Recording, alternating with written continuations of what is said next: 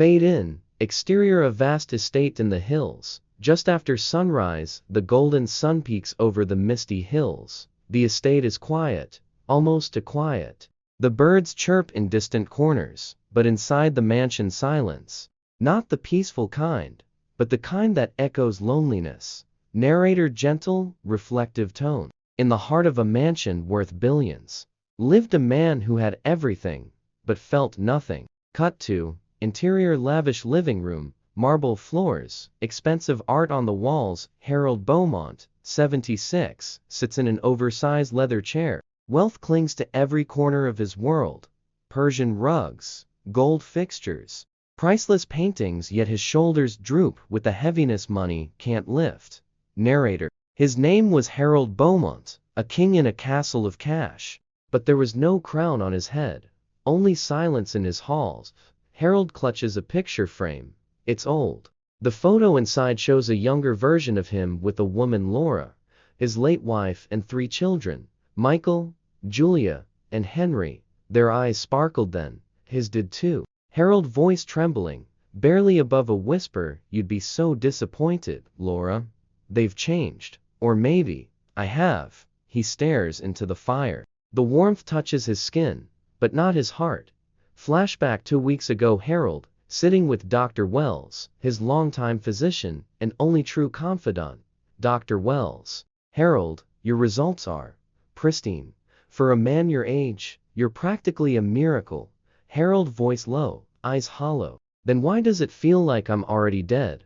Dr. Wells: "Concerned you need to see your family, reconnect. You're lonely." Harold, suddenly sharp: "They only come when they want something. Michael needs more shares. Julia wants to liquidate everything. Henry, I haven't spoken to him in 9 months. 9. Beat." Harold, a pause, then softly: "I want to know. If I were dying, really dying, would they even care?" Dr. Wells, disbelief: "You can't fake an illness, Harold." Harold, eyes hardening: "Watch me." Present day, Harold's office. Harold types out an email. The subject line: urgent. "I need you." The message is brief, cold, and clinical. "My health has taken a grave turn. Please come home. There isn't much time." He hits send to all 3 of his children, then leans back in his chair and waits. 48 hours later, the arrival. Narrator: calm, observant tone. "When money calls, they answer. But when a father cries, do they listen?" The estate gates creak open. A black Tesla pulls in. Out steps Michael, 52, suit crisp, phone glued to his ear. Not even a glance at the gardens he once played in. Michael on phone: "Yes, I'll be back in 2 days max. I just need to play the grieving son for a bit." Stocks don't pause for sentiment. The family gathers at the long dining table. Silver cutlery clinks. Servants bring eggs, coffee, and fresh croissants. Harold sits at the head, frail, silent, watching. Emma sits beside him. The others, spread across the table like strangers pretending to be family. Michael sipping his espresso: "Dad, I was thinking, your energy's clearly drained. Maybe it's time we shift some responsibilities off your plate. You shouldn't worry about the company." Harold, feigning confusion: "Responsibilities?" Michael, casually: "The board, finances. Just until you're better, I could step in as interim chairman, keep things running smoothly." Julia, cutting in, sarcastic: "Smooth for who, Michael?" Well, cold smile: "For everyone. You think your interior design business qualifies you to run a billion-dollar enterprise?" Julia, rolling her eyes: "Please, at least I'm not just some Wall Street vulture. Besides, when Dad passes, we split it equally. That was Mom's wish." Henry, still scrolling on his phone: "You guys are hilarious, arguing over scraps like pigeons. I'm just here to chill. Whatever Dad leaves, I'll take it, no drama." Emma, quietly: "He's not even gone."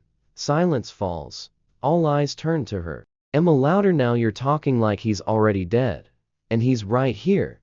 Harold's eyes glisten, but he stays silent. Julia, forced smile: "Of course, sweetheart.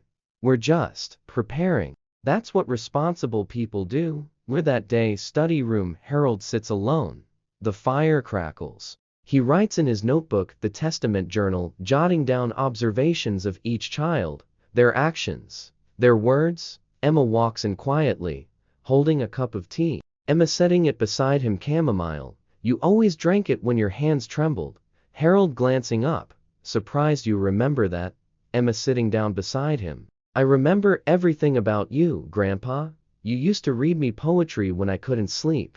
You told me money could buy anything, except peace. Harold a slow nod. And here I am, with more money than time, and no peace. She gently takes his hand. Emma, but you have me. That counts for something, doesn't it? He doesn't speak, but his grip tightens. The plot deepens. Private conversations. Michael's call eavesdropped by staff. Michael low voice. Fade in. The Beaumont estate morning of the final gathering. The sun is warm, but there's a storm of tension inside the estate. The breakfast table is unusually quiet. No one's eating. Forks hover over eggs. Eyes flicker nervously toward the old man at the head of the table.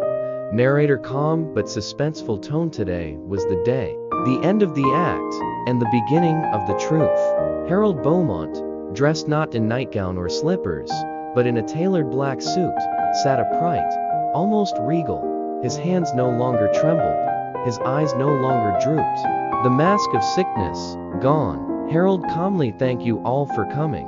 Today, I'll read my final will, and reveal what's been hidden. His children Michael, Julia, and Henry stare at him, confused, their jaws slightly parted. Emma sits beside him quietly, hands folded in her lap, her expression unreadable.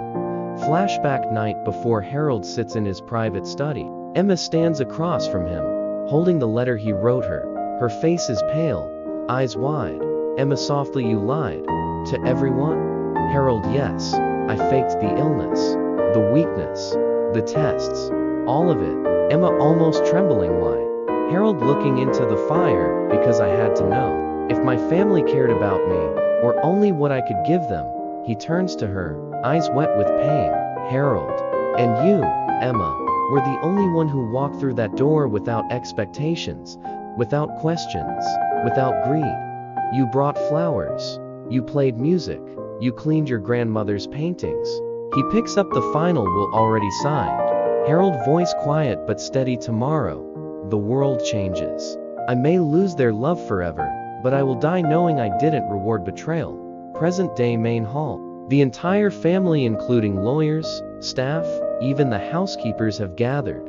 The atmosphere is thick with anticipation. Narrator steady, cinematic tone. They came to mourn a dying man, but today, he stood before them very much alive, and they would leave changed. The will reading. Harold stands in front of a fireplace, in his hands a thick envelope. Inside, the final will. Harold loud enough for all to hear. Before I begin, let me be honest. I am not dying. A gasp ripples through the room. His children look stunned. Michael nearly drops his glass. Julia covers her mouth. Henry squints like he misheard. Harold calmly, I faked the illness. The blood reports. The frailty.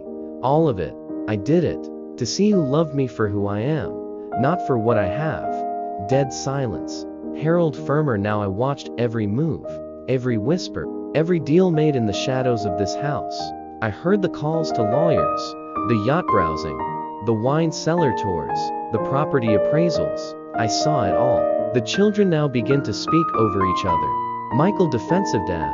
Wait, this isn't fair. Julia panicking, you don't understand. We were trying to help. Henry raising his hands, okay? It was all a joke, alright? Just a little harmless dreaming.